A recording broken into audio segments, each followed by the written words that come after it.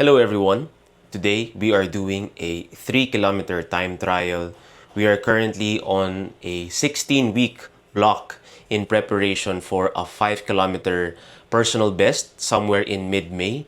At the shooting of this video, it's about April 1, and I think I started my training for this 5 kilometer block I think second or third week of January, so I'm about 10 weeks into training. So for this afternoon, we're gonna test and check where our fitness is at. So we're doing a 3 kilometer time trial, which will happen in about 1.5 hours from now.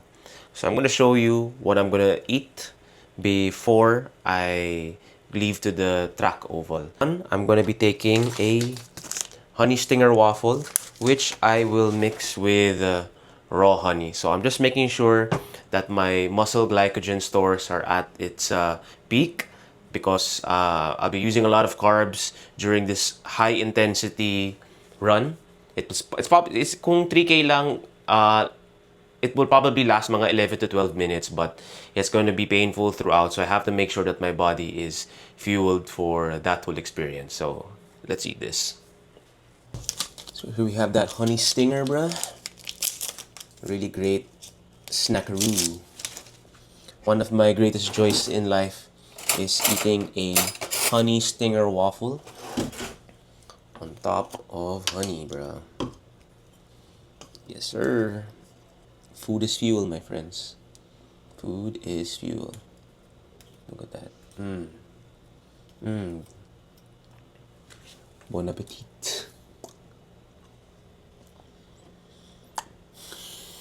Good. So good. I love that. Yum.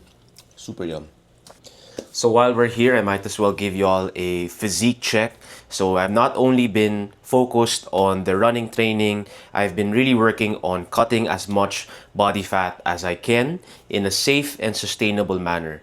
So if you've watched some of the old running videos that I've posted on this YouTube channel, you could see I was a bit chubby. You know, in Taipei Marathon 2025, I was 155 pounds ata, and right now I'm weighing at around 148 pounds. So I've lost about 6 or 7 pounds since then. It's really helped me maintain faster paces, and I'm really gonna cut down all the way to 140. So I'm gonna give you all a physique check. So let me just take off this sandal.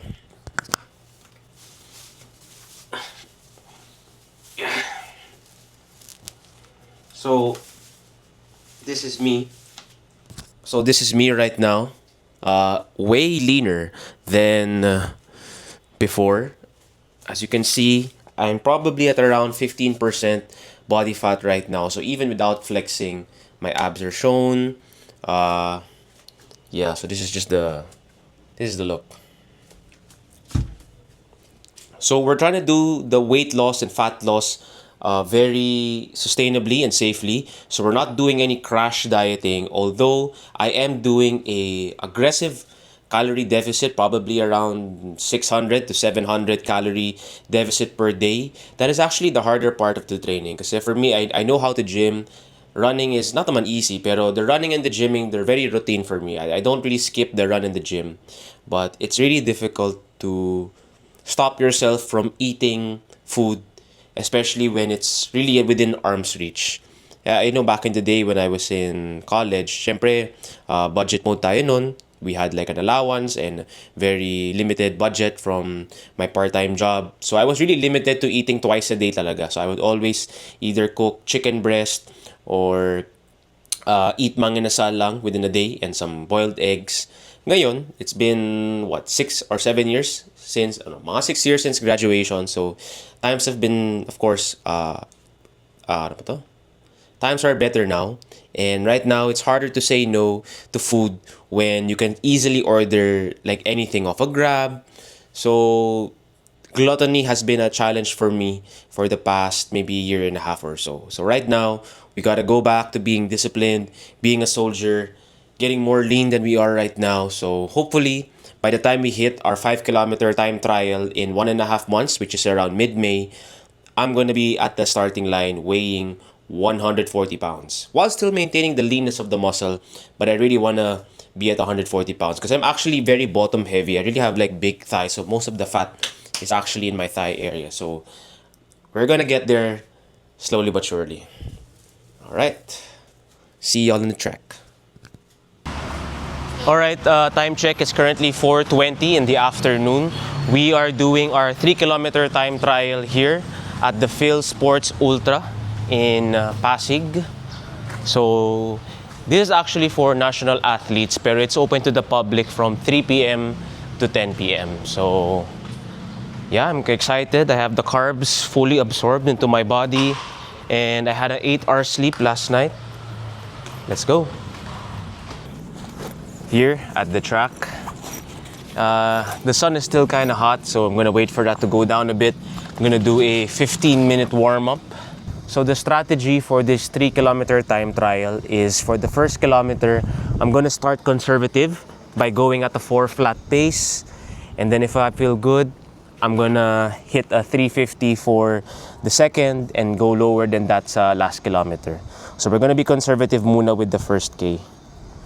And if I'm able to average 355 for all 3 kilometers, that's really going to give me a good sign that I am at sub-20 5K shape. So we'll see. We'll see. Okay.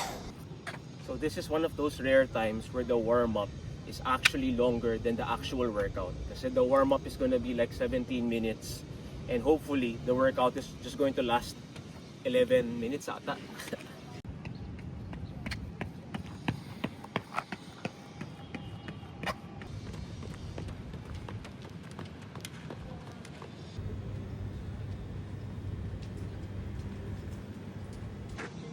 Alright, 7.5 loops in the shadow realm. Let's go.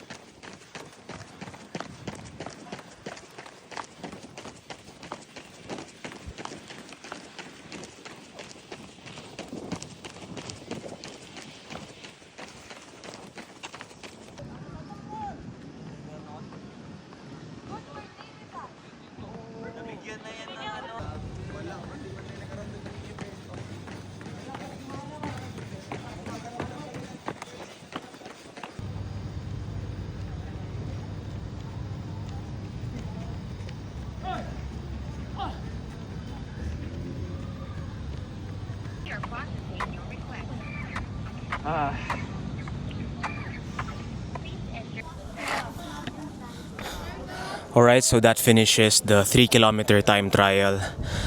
Solid. You know, I'm very happy and satisfied with myself because I was able to mentally push myself kahit walang pacer. I was able to get faster and faster with each kilometer. The mental cues I was telling myself hang halfway na, don't tense your shoulders, keep your shoulders relaxed, keep breathing. You know, I was just locked in. There were maybe 2 moments where I was tempted to quit, pero I'm kind of used to that wave of doubt and pain that comes with every time trial. So with experience, I've learned to just suppress it, and you just learn to eat it and, you know, swallow it during the actual time trial. And you have to be mentally prepared na from the gun eh.